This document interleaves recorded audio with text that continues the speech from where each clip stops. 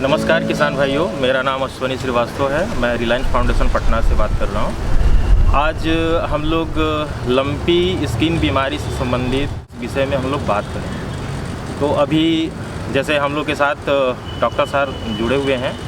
नमस्कार sir. Sir ये doctor Anil sir हैं। मैं इनका परिचय बता देना चाहूँगा। ये डॉक्टर अनिल सर हैं, बिहार पशु चिकित्सा महाविद्यालय औषधि विभाग से हैं और सह प्राध्यापक भी हैं।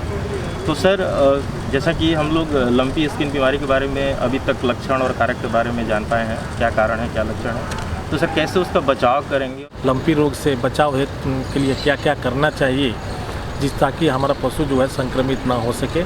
इसके लिए आप लोग को जैसे हम लोगों ने मैंने पहले ही बताया है कि बीमारी कैसे फैलती है। तो उन जैसे जो फैलने वाले कारक हैं उनको अगर हम लोग कंट्रोल कर लें तो बीमारी से आप आसानी से बच सकते हैं। तो इसमें करना क्या होता है कि सबसे पहले जैसे आपको बताया कि दो मुख्य जो है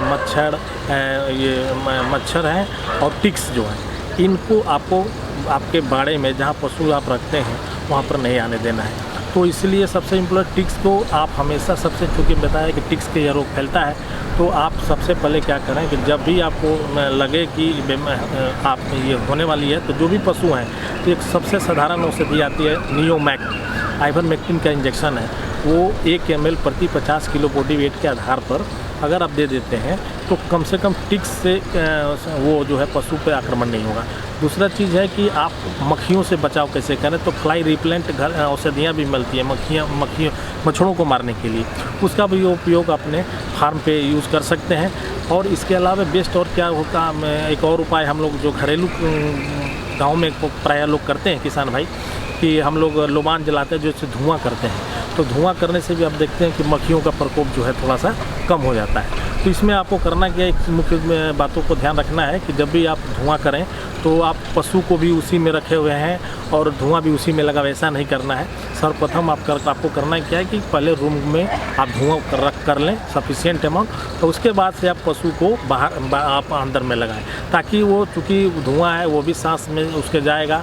हम लोग जब सांस लेते हैं तो हम लोग को लेने में कठिनाई होती है, तो सोचिए वो भी जीव है, उसको भी दिक्कतें होती का सामना करना पड़ता है।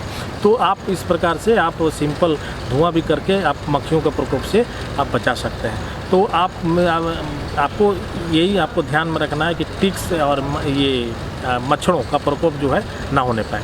दूसरी चीज़ में जो पशु अगर आपके घर में सपोज मान लीजिए 2 पशु है, एक गाय को हो चुका है, दूसरा को नहीं हुआ है, तो आप जिसको हो चुका है उसको एकदम कंप्लीट हो सके तो पृथक कर दें, क्योंकि आपको पता है कि मच्छर और टिक्स के कारण से ये फैलता है। हो सकता है कि वो दूसरे जानवर को फैला दे। तो इसमें जो बीमार पशु है उसको एकदम अलग कर दें, एक जगह अगर आप संभव हो तो उसको अलग कर दें और उसकी चिकित्सा गहन चिकित्सा पशु चिकित्सक के माध्यम से कराएं।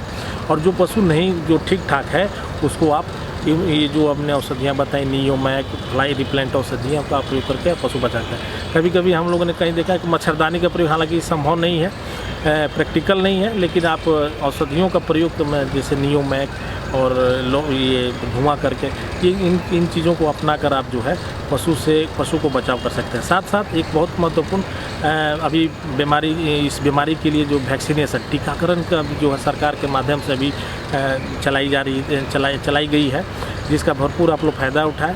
और ये चूँकि ये प्योर लंपी का तो नहीं है, उसी का ख़ानदान का है, गोट पॉक्स वैक्सीन जिसको कहता है उसको यूज में लाया जाता है।